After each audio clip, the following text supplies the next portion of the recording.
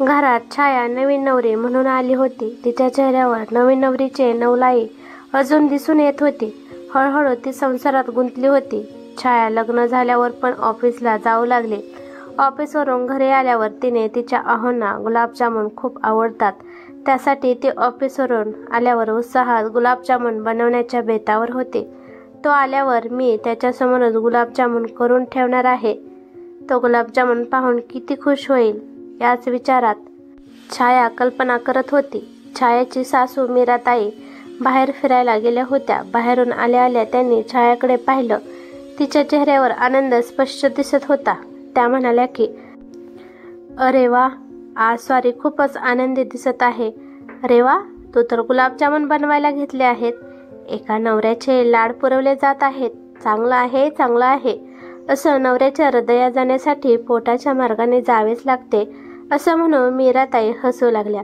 नाही हो आई, ते मी असं सहजच बनवायला घेतले होते. आज मी ऑफिसवरून लवकर आले म्हणून वाटले की गुलाबजामुन करावे आणि तसं पण ते पॉकेट पडलेलं दिसलं त्यामुळे करायला घेतलं. गुलाबजामुनचं पॉकेट खोलत छाया मीराताईला म्हणाली, ठीक आहे बाळा, बनव, त्यात काही वावगं नाही. ऑफिसवरून आल्यावर गुलाबजामुन पाहून सुरेश खुश होत असतो. छायाने पण होकारणार्थी मान हलवली. पीठ मळून झाल्यावर थोडा वेळ पीठ तिने झाकून ठेवले आणि पाक करायला साखर आणि वेलदोडे शोधू लागली. काही मिनिटात तिला लागणारं साहित्य सापडलं आणि ती एकदाच देवाचं नाव घेऊन गुलाबजामुन बनवायला लागली. रात्री छायाच्या नवऱ्याची सुरेशची स्वारी आली. तो आल्यापासून छाया त्याच्या पाठीमागे फिरत होती. त्याला कधी चहा बनवून देत होती तर कधी टॉवेल, कधी काही त्याला लागणाऱ्या सगळ्या वस्तू हातात आणून देत होती. एकदाचे सगळे जेवण करायला बसले. कधी तिला तिने बनवलेले गुलाबजामुन त्याला देत आहे असं झालं होतं. तिने गुलाबजामुन बनवून पाकात ठेवले होते. आता ते बनले सुद्धा असतील. तिच्या चेहऱ्यावर आनंद ओसांडून वाहत होता. सुरेशने पण आल्यावर तिला रोमॅन्टिक होऊन 2-3 वेळा स्पर्श सुद्धा केला होता. त्याच्या स्पर्शाने छाया खुश सुद्धा झाली होती. सुरेशने पाहिलं होतं की आज छाया खूप खुश आहे. तो छायाला म्हणाला, आमच्या राणी सरकार आज खूपच खुश आहेत.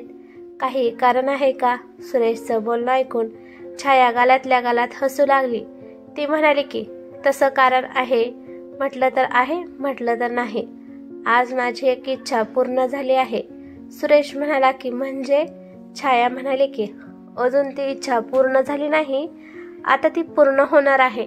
सुरेश हसत म्हणाला की अशी कोणती इच्छा आहे बाबा, अजून आम्हाला ती माहीत नाही. सुरेशने कुतूहलाने तिच्याकडे पाहिलं. छाया म्हणाली की कळेल बर का, पहिलं जेवण करून घ्या. तुम्हाला भूक लागली नाही का? आणि तिने तो विषय तिथेच थांबवला. पण जेवण आटपून आल्यावर ती लहान मुलासारखं चेहऱ्यावर तेज घेऊन गुलाबजामुन सगळ्यांना वाटेमध्ये घेऊन येताना ती सर्वांना दिसली. तिने किती आनंदाने हे गुलाबजामुन बनवले आहेत ते तिच्या चेहऱ्यावरून स्पष्ट दिसत होतं. आणि तिने बनवलेले गुलाबजामुन खाऊन तिला सुरेशकडून तिचं त्याला कौतुक ऐकायचं होतं. त्यासाठी तिचे कान आतुरलेले होते. एकटक तिचं ते रूप पाहत सुरेश त्या गुलाबजामुनचा आस्वाद घेऊ लागला. वहिनी, गुलाबजामुन छान झालेत, पण आई, तिची कॉलेजमधली अल्लड नणंद गीता पुढे बोलणारच होती. तोपर्यंत सुरेशने तिला रोखलं. त्यानंतर गीता पुढे बोलू लागली की वहिनी, गुलाबजामुन खूप छान बनवले आहेत. खूप दिवस झालं घरात पॉकेट आणून ठेवलं, परंतु बनवताच आलं नाही. पण आज तुम्ही बनवलं, खूप छान झाले आहेत. सुरेश बोलू लागला. अगं छाया, पण तू असं अचानक आमच्या पुढे गुलाबजामुन ठेवल्यामुळे आमचं मन अजूनच खुश झालं बघ. त्याने आनंदाने अजून 2 गुलाबजामुन त्याच्या वाटेत घेतलं आणि तो त्याच्या आईकडे आणि बहिणीकडे बघून हलकासा हसला. तसं सुरेशच्या साध्या मनापासून आलेल्या वाक्याने आणि चेहऱ्यावर पसरलेल्या त्याच्या तृप्ततेने सुखलेला चेहरा पाहून तिला दिवसभर झालेला थकवा नाहीसा झाला. तिला तिच्या कष्टाचं सार्थक झाल्यासारखं वाटू लागलं. थोड्या वेळाने सगळ्यांनी जेवण वगैरे केले. छाया आराम करण्यासाठी तिच्या खोलीमध्ये गेली. इकडे गीता आणि सुरेश दररोजचं जेवण झाल्यावर शतपावली चालत होते. बोलता बोलता गीता सुरेशला म्हणाली की का रे दादा, आज बायकोने बनवलेल्या गुलाबजामुनचे फारच कौतुक सुरू होतं आणि मला पण कौतुक करायला सांगितलं. पण तू काही पण म्हण, आईपेक्षा चांगले गुलाबजामुन वहिनीने बनवलेच नाहीत. खोटं वाटत असेल तर मी पैज लावायला तयार आहे. हो ग गीता, मला तुझं म्हणणं एकदम बरोबर वाटत आहे आणि तू योग्यच बोलत आहे, त्यात काही वावगं नाही. परंतु तू पण समजून घे, तिचं नुकतंच आता लग्न झालं आहे आणि आपल्या आईचा 30 वर्षाचा संसार झाला आहे. त्यानंतर अनुभवनातूनच आई हे सगळे शिकली आहे. आई पण सरावानेच उत्तम सुगरण बनली आहे आणि आता छाया पण सरावानेच उत्तम सुगरण बनत असते. तर मग आपण सासू आणि सून यामध्ये कशामुळे स्पर्धा लावायची? पण तुला एक गोष्ट माहीत आहे का, तिने किती मनापासून गुलाबजामुन बनवले होते ते तुला दिसले नाही का? तिच्या चेहऱ्यावर तेज आलं होतं की स्वतःने काहीतरी बनवलं आणि सगळ्यांनी आनंदाने खाल्लं. आणि दिवसभर ऑफिसला गेली होती, घरी आल्यावर थकली पण नाही, पण आनंदाने तिने सगळं केलं होतं. आणि मुळात तिच्या चेहऱ्यावर समाधान खूप दिसत होतं. नेहमी कामात बिझी असल्यावर वेळ काढून असं काही बनवणं हे सोपं आहे का?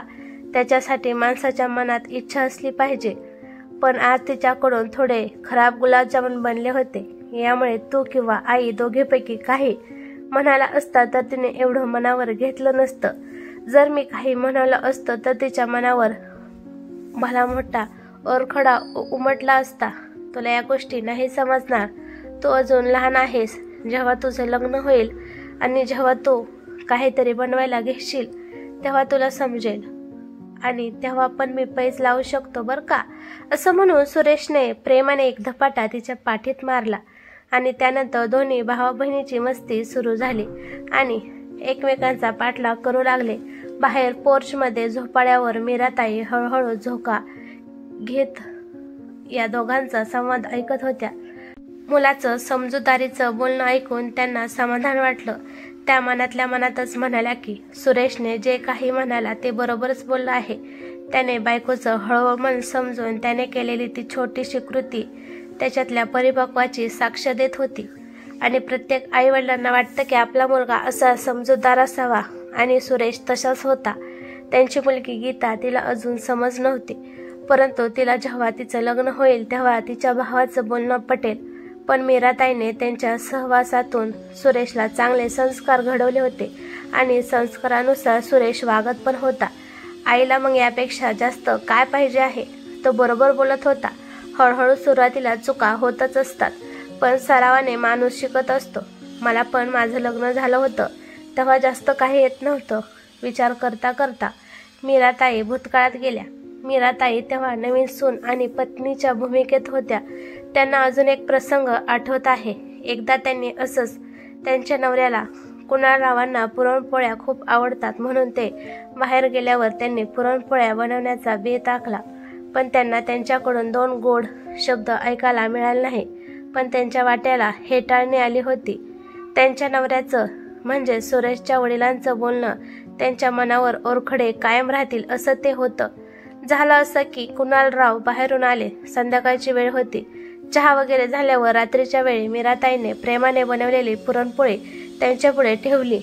त्यांनी एकदा त्या पुरणपोळीकडे पाहिलं आणि मग त्यांनी हातात घेतली आणि तोंडावर हसू घेत ते म्हणाले की जर आपल्याला जमत नसेल तर कशाला आगाऊपणा करायचा.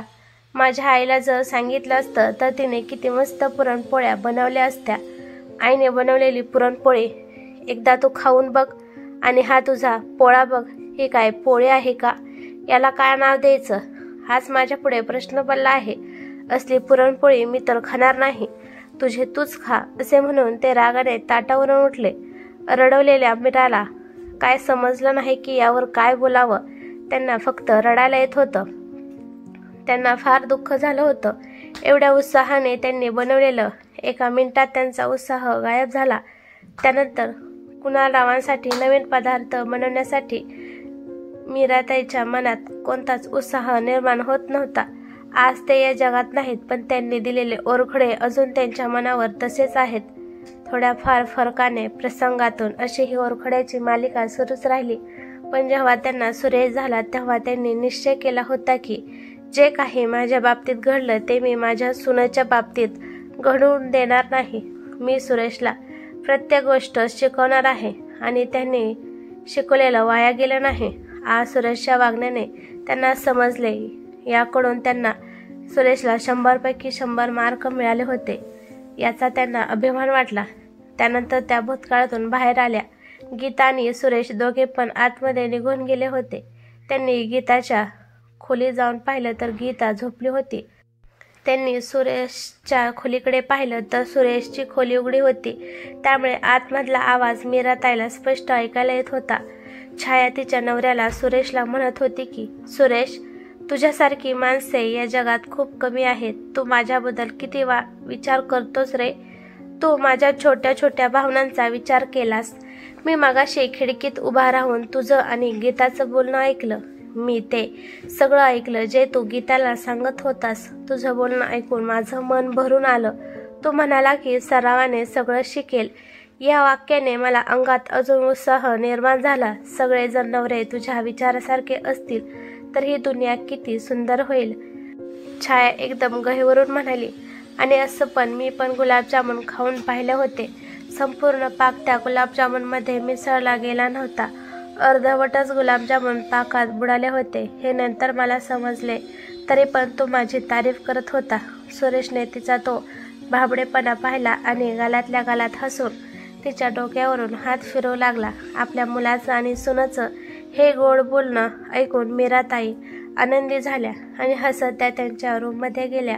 आपल्या मनावर जे ओरखडे आहेत ते ओरखडे सुनेच्या मनावर कधीच येणार नाहीत याची त्यांना खात्री पटली. ही कथा कशी वाटली ते मला कमेंट करून नक्की सांगा. कथा आवडली तर लाईक शेअर नक्की करा आणि चॅनलवरती नवीन असाल तर चॅनलला सबस्क्राईब करा. धन्यवाद.